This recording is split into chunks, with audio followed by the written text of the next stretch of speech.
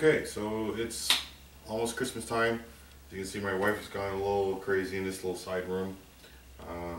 Anyway, I'm going to do a little review in here since the rest of the house is being taken over by my wife as far as putting Christmas presents up, Christmas stuff up. Quick review, I'm going to show you what I use as far as a person that does this professionally, not just as a hobby, but actually professionally as a person that gets rid of pests on farms here in Arizona. I'll show you my weapon system and the main tool that I really like. Don't get me wrong, I shoot offhand quite a bit. I'm very good at offhand, but in order for me to be ethical as far as getting those shots right place where I need to be, I would need to be even steadier than what I can be offhand. So it's smarter for me to use a tripod, a bipod, whatever. Personally, I like a tripod. I like the extra little leg in order to give you a little bit more stability as far as that goes. So here it is. It is a Primos. Okay, it's a trigger tripod, meaning that you use a trigger to go up and down. I love this whole thing about it. My shooting partner Jim Alonzo, he has a Moog, I think, or Mog. I'm not sure exactly how you pronounce it, but his you have to have. There's actually clip tensions every so often down each leg, and you got to sit there and clip in order for it to go down or up or whatever. The one thing I like about this is the hydraulic aspect of this is that if you are short like I am, you know, this is perfect. You don't need a lot of height in order to get the shots off, unless you're shooting a little bit over 11% or 11 degrees angle to your cord. So that's when this becomes a little bit pain in the butt, because I actually have to do this kind of a thing. Any which way, for the most part, I'm normally shooting underneath 11-degree angle, so this is perfect for this type of setup. The last thing I like about this is it is very sturdy, very sturdy. Now, what I'm going to do really quickly is go over what I don't like first, and then we'll go over exactly what I do like throughout this whole piece, okay? Me being a person that likes to shoot a lot and shoot for a living, people use this to hang their, we use clickers to make sure how many birds we shoot throughout the day, blah, blah, blah, and so forth. I don't put that on there. That's actually on my shooting vest. I actually use this, and I'll show you in a minute how I use it, as a tension to gain more. It's like loading, if you're in the military, if you're shooting off a bipod on your gun, it's called loading the bipod. I mean, you're loading up that tension on there. Well, I do the same thing on here with my rifle, any which way. To the stuff I don't like. Now, I've only had this since April, and you see that kind of play? I'm not digging that, dude. It's a lot of play in there. I'm rough on equipment, and it's because I'm there to do the job. I'm not there about worrying about my rifle or my systems or equipment to get banged up. It's going to get banged up. That's part of what happens in the field. But this really bugs me, and when I first got it, had less play, but I use it all the time, and it's getting more and more play. I need to see if there's a set screw or something like that. I even took off this top Y mount right here, where you place your rifle on, to see if I could take this off and see if it would screw back. But this seems like there's a whole system through here. So, anyways, I do not like that part. I'm not sure if it's a defect or something like that, as far as how they designed it or whatever. That is one thing. The only other thing that I really don't care for this is, since it is like a hydraulic type system, you have to spray, and not WD-40, because WD-40 is not really great for oiling. It's meant for keeping water off of the system or whatever you're putting it on. So I have to put silicone grease or graphite or anything like that on here, because if I remember right, this is the one that constantly gets stuck when I'm trying to see. Now it's working okay, which is fine. But any which way, you don't have to, just like any piece of equipment, you have to put a little maintenance to it. So graphite, put it on there. Silicone, I personally like graphite. I don't have to all that messiness and all that stuff. Graphite's okay. It's less messy as far as the touching it and get a greasy feel on there. Of course, graphite has that chalky, graphite feel. So any which way, things I love about this thing. Now, let me get my rifle real quick. I'll go over my rifle here in a bit. what I like about this system is it is sturdy, you know. I mean, some guys use it back here. Somebody goes here. I want to where the closest amount of balance is going to be, because I usually stand like this waiting, and I look through. And the reason I do that for a couple reasons is no hands near the trigger. I'm working around farm hands and stuff like that, so they don't have to worry as much as me doing this number, and if I'm live at that second or whatever, they know that it's free hands, good to go. And usually when farm hands go by or close by, I do this. You know, if they're coming in front of me, of course, I remove the rifle system, you know, make sure they understand that the barrel's not being pointed at them, loaded or not. Still, you know, we need to be safe here. Since I work in high tolerance around other people and animals. So any which way, so that was the things I don't like, I just explained, was the wobble, and that really bugs me as far as that goes, okay? So me being me, I said, well, how do we justify for that wobble when we're shooting? Not like this thing has a huge amount of kick, hardly any. I use it like this. I load it up. I literally load, because this is gripped pretty well onto the stock of the rifle. So I actually use this, and I work the weapon system like this. So when I'm taking, if I need a real steady shot for some reason, especially if you're shooting long distance, you know, 110 yards out, I want to be as steady as possible. So I use this to load up the tripod here, you know, and this way I am dead still, you know what I'm saying, compared to this is how I normally shoot, because this way at the same time I can operate my focus, you know.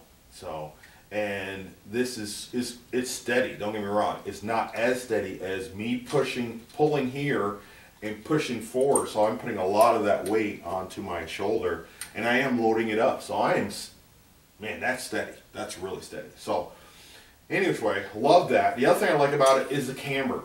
So the camber is that if you're, for some reason, I can't explain why for circumstances, but if you're trying to peek around a corner and not be seen by the birds, the nice thing is you're still very steady. No matter if you're high or if you're low. I mean, it has a nice, the system is set up really nice to be able to adjust to what your shooting style is, or for the circumstances that where you're shooting at. So, and it functions really quick. It's responsive right when I need it. You know, if I'm shooting straight across, you know, or if I'm shooting low, I just keep my hand on the trigger. It has a lockout mechanism right here, just a little trigger, where you click that, and it will not allow you to adjust the camber or the vertical height of this, okay? So, I never use it personally, because I'm constantly adjusting to whatever circumstances are, and I tend to constantly be shooting really quickly. Get on the bird, get where I need to go, and make sure that's, you know, a kill zone target. Boom. Next one. Boom. Move on. Unlock it because I never use that. Move on. Bolt. Boom. You know, of course the safety is all involved in all that. But.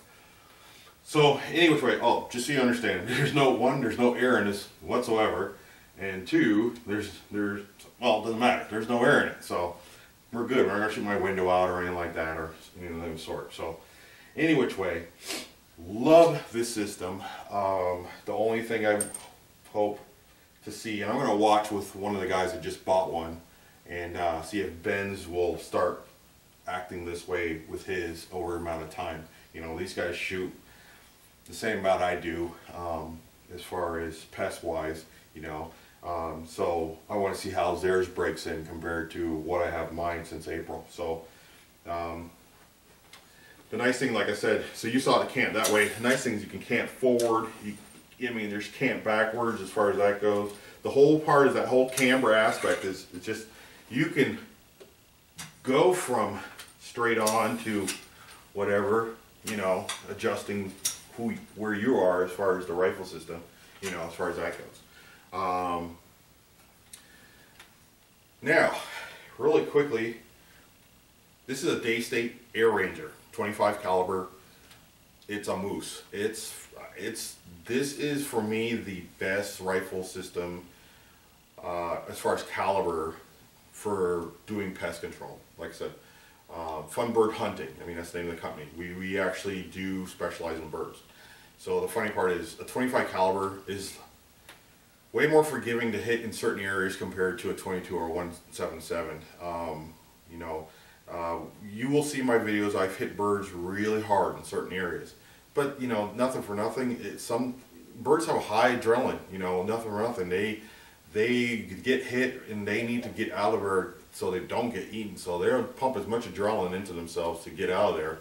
But don't get me wrong, they'll drop wherever. My whole goal, and I'm trying to get better and better at it, is that I hardly ever try to take body shots as far as main body, unless it's a heart and lung shot, of course. You know, some people just shoot at the bird just to shoot at the bird. That's not how we work. I'm a crop person. I'm usually upper neck to head shots. I prefer the neck area. It just drops them right there. There's no squiggling, no nothing. It's dropped as far as I go. But we do shoot a lot of right upper shoulder area, right where that wing, behind by inch where the wing is, right in the heart and lung area. And the funny part is they call it heart and lung yet. And I've shot thousands of birds. Last year I shot over 24,000 birds myself.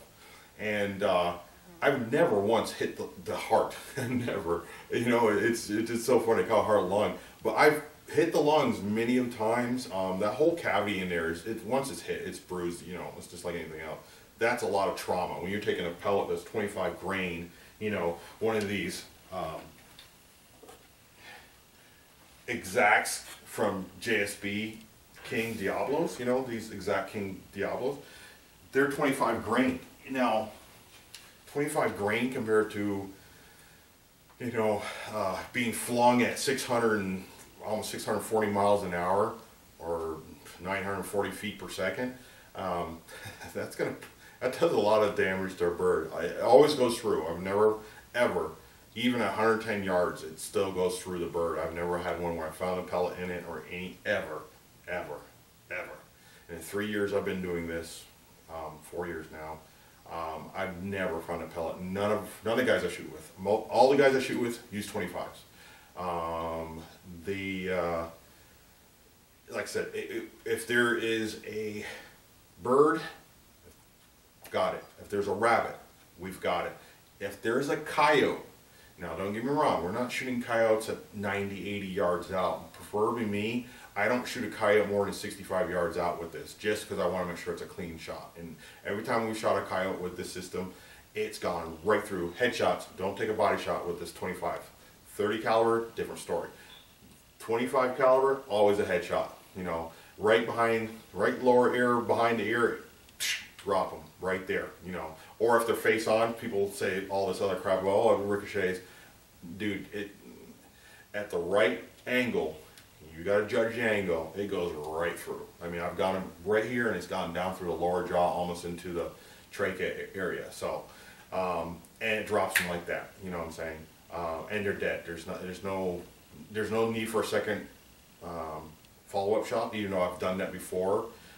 No need for it whatsoever. So this is very, very versatile for what we do as far as farm pest control. It's got everything we need. This one's modded just a little bit. It's pushing out 52 foot-pounds with a 25 grain pellet. So, and I use JSB's majority of the time as far as that goes. Just because of the fact they are ridiculously accurate. Okay, they do very well in the wind, and I shoot a lot in the wind.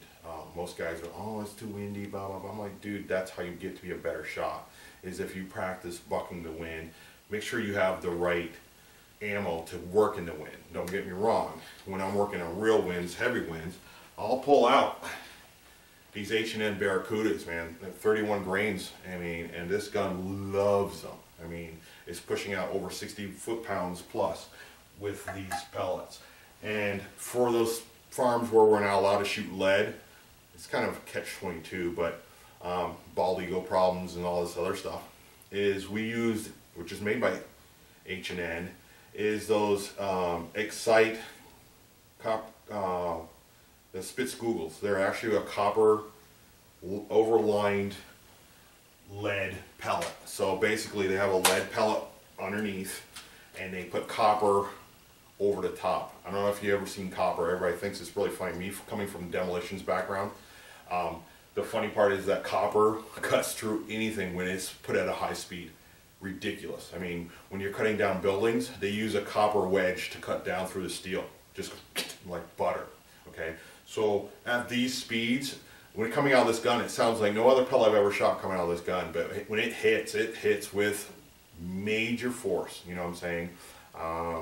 So I usually tend to use those in medium range, and I use them mostly on rabbits and stuff of that sort, or any of that medium-sized game as far as that. The H&N Barracudas are for real long shots, coyotes, stuff like that. I'd rather put a lot more lead into a coyote than as far as weight than you know, a 25 grain. I'd rather have 31 grain pellet hitting it than that, you know. And don't get me wrong, I'm now testing out some of those engine. I've shot them and they do well in here at 65 yards, and they're 41 grains and they put a thump. I've not shot an animal with them yet as far as that goes, but I've been testing them on wood and so forth. So any which way, Air Ranger, built by Daystate. This is the tactical. All right, be safe and see you downrange.